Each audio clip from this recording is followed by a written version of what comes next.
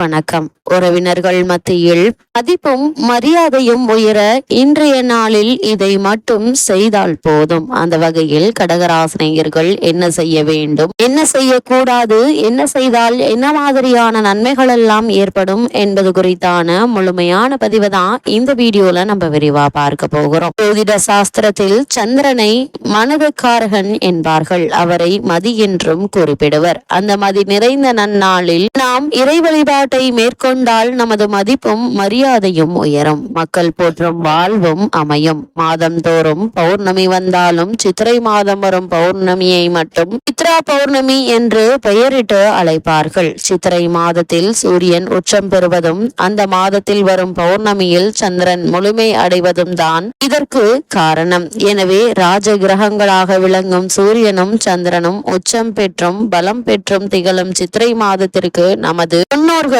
முக்கியத்துவம் கொடுத்து சித்ரா பௌர்ணமிக்கு விழா எடுத்தனர். இந்த வருடத்திற்கான சித்ரா பௌர்ணமி தினம் சித்திரை மாதம் 29ஆம் நாள் 12/5/2025 நாளான திங்கட்கிழமை வருகிறது. சித்ரா பௌர்ணமி அன்று சித்திரகுப்தனை திருப்தி செய்வதற்கு முற்காலத்தில் அன்னதானம் செய்வதாக வரலாறுகள் சொல்கின்றன. சோழர்களும் சித்ரா பௌர்ணமி விழாவை கொண்டாடினர். மதுரையில் சித்ரா பௌர்ணமி விழா கொண்டாடப்படுகிறது. அந்த நாளில் கள்ளழகர் மதுரைக்கு எழுந்தருள்வார். சொக்கநாத பெருமானும் மீனாட்சி அம்மனும் திருக்கல்யாணம் செய்து கொள்ளும் வைபவம் நடைபெறும். மாதந்தோறும் பௌர்ணமி அன்று கிரிவலம் வருவதன் மூலம் நல்ல வளர்ச்சியும் பொருளாதார முன்னேற்றமும் ஏற்படும். கிரிவலத்தின் மூலம் நலம் பெற விரும்புவோர் சித்ரா பௌர்ணமி அன்று இரவு மாலை மழை வளம் வருவது சிறப்பு வாய்ந்தது. அன்றைய தினம் விரதமிருந்து சித்திரகுப்தனை வழிபடுங்கள். பாவ புண்ணியங்களை பதிந்து வைப்பவர் சித்திரகுப்தன் ஆவார். அவரை நினைத்து வழிபட்டு வருங்காலங்களில் புண்ணியம் அதிகமாக நான் என்ன செய்ய வேண்டும், பாவம் ஏதும் செய்யாமல் இருக்க வழிவகுத்து கொடு இறைவா என்று பிரார்த்திக்க வேண்டிய நாள் சித்ரா பௌர்ணமி ஆகும். நமது இல்லத்திலேயே முழுமையாக விரதமிருந்து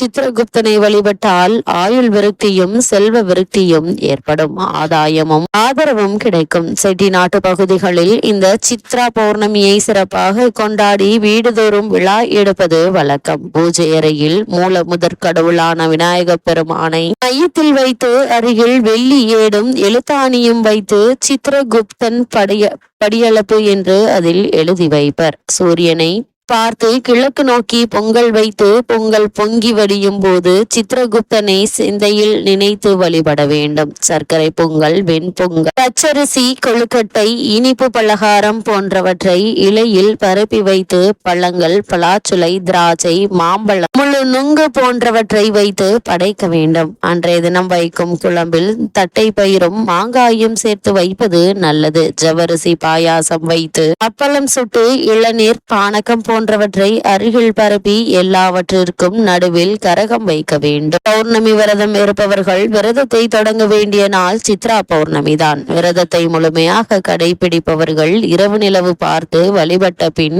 உணவு அருந்த வேண்டும். நமக்கு எப்பொழுதும் உணவையும் உறைவிடத்தையும் செல்வத்தையும் வழங்குவதோடு நமது பாவ புண்ணியத்தையும் பதிந்து வைத்து அடுத்த பிறவியிலும் அனுகூலம் தரும் சித்திரகுப்தனை வழிபட்டு செல்வ வளத்தை பெருக்கிக் கொள்ள வழிவகுப்பதுதான் இந்த பௌர்ணமி வழிபாடாகும். சித்திரகுப்தனுக்கு காஞ்சிபுரத்தில் தனி கோவில் உள்ளது. அருப்புக்கோட்டை அமிர்தலிங்கேஸ்வரர் கோவிலிலும் தனி சன்னதியுள்ளது. பிள்ளையார்பட்டி அருகிலும் தனி கோவில் உள்ளது. இந்த ஆலயங்களுக்கு சென்று சித்திரகுப்தனை வழிபட்டு சிறப்பான வாழ்க்கையை அமைத்துக் கொள்ளலாம். அந்த வகையில் தருணங்கள்ல கடகராசினியர்களுக்கு என்ன மாதிரியான நன்மைகள் எல்லாம் ஏற்பட இருக்கு என்பதை கிரக நிலைகளை ஆராய்ந்து பார்க்கும் போது இக்காலகட்டத்தின் தொடக்கத்தில் உங்களுடைய ராசியிலேயே செவ்வாய் நீச்சம் பெற்று சஞ்சரிக்கிறார். எனவே தைரியமும் தன்னம்பிக்கையும் அதிகரிக்கக்கூடிய ஒரு தருணமாதான் இத்தருணம் அமைஞ்சிருக்குது.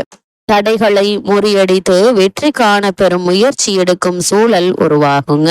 உங்களுடைய ராசிக்கு அஷ்டமத்து சனியினுடைய ஆதிக்கம் இருப்பதால் திட்டமிட்டு எதையும் செய்ய இயலாது திடீர் மாற்றங்கள் மனக்குழப்பத்தை ஏற்படுத்தும். பிள்ளைகளை உங்களுடைய மேற்பார்வையில் வைத்துக் கொள்வது நல்லது. திடீர் மாற்றங்கள் குழப்பத்தை ஏற்படுத்தும். பிள்ளைகளை உங்களுடைய மேற்பார்வையில் வைத்துக் கொள்வது நல்லது. புதிய வழக்குகளும் பிரச்சனைகளும் வந்து சேரும். வீண் பலிகளில் இருந்து விடுபட தசாபுக்திக்கு ஏற்ற தெய்வ வழிபாடுகளை மேற்கொள்வது மேலும் பல நன்மைகளை உங்களுடைய வாழ்வில் ஏற்படுத்தும். அது மட்டுமில்லாமல் குரு சுக்கிர பரிவர்த்தனையும் நிகழ்கிறது. அதாவது குரு சுக்கிர பரிவர்த்தனை இருக்கிறது உங்களுடைய ராசிக்கு. பாக்கியாதிபதியாக விளங்கும் குரு பரிவர்த்தனை யோகம் பெற்று லாபஸ்தானத்தில் சஞ்சரிப்பது யோகம் என்றுதாங்க சொல்ல வேண்டும். நினைத்தது நடக்கும். நிகழ்கால தேவைகள் பூர்த்தியாகும். பண பொறுப்பு சொல்லி வாங்கி கொடுத்த தொகையும் வந்து சேர இருக்கு. அதே போல இல்லத்தில் நல்ல சம்பவங்கள் நடைபெறுவதற்காக எடுத்த முயற்சிகள் கைகூட இருக்குது. தந்தை வழி உறவில் ஆதாயம் உண்டுங்க. அதே போல் பொது வாழ்வில்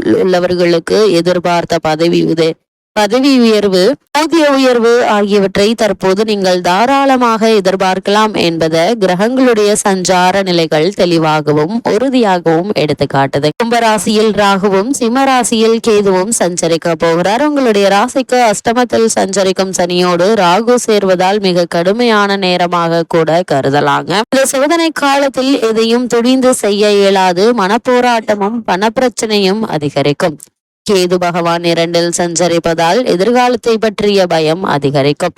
இல்லத்தில் நடக்க வேண்டிய சுபகாரியம் தள்ளி போகுங்க. கொடுத்த வாக்கை காப்பாற்றாத ஒரு நிலை இருக்குது. கூடுதல் முயற்சி செய்தாலும் அலைச்சலுக்கேற்ற ஆதாயம் கிடைக்காமல் போகலாங்க. கட்டிய வீட்டால் பிரச்சனை, கொடுத்த கடனால் பிரச்சனை உருவாகும் நேரமாக காலகட்டம் இருக்கு என்பதால் கவனத்தோடு இருப்பது நல்லது. இக்காலத்தில் சர்ப்ப கிரகங்களுக்குரிய சிறப்பு வழிபாடுகளை மேற்கொள்வது எதிர்பாராத பல நன்மைகளை உங்களுடைய வாழ்வில் ஏற்படுத்தும். இதே போல கடகராசினியர்களை பொறுத்த வரைக்கும் புதன் பகவான் மேசராசியில் சூரியன் இணைந்து புத ஆதித்ய யோகத்தை உருவாக்குகிறார். உங்களுடைய ராசிக்கு சகாய மற்றும் விரயஸ்தானாதிபதி புதன் என்பதால் சுபவிரயங்கள் அதிகரிக்குங்க. திட்டமிட்ட காரியங்கள் திட்டமிட்டபடியே நடைபெற இருக்குது. பயணங்கள் பலன் தருவதாக அமையுங்க. அதே போல அயல் நாட்டிலிருந்து வரும் அழைப்புகள் மகிழ்ச்சி தரும் விதத்தில் அமைவதற்கான சாத்தியக்கூறுகள் நிறைந்த ஒரு தருணமாக தான் இக்காலகட்டம் அமைஞ்சிருக்குது என்பதை கிரகங்களுடைய சஞ்சார நிலைகள் தெளிவாகவும் உறுதியாகவும் எடுத்து காட்டுது. அதே போல இந்த குரு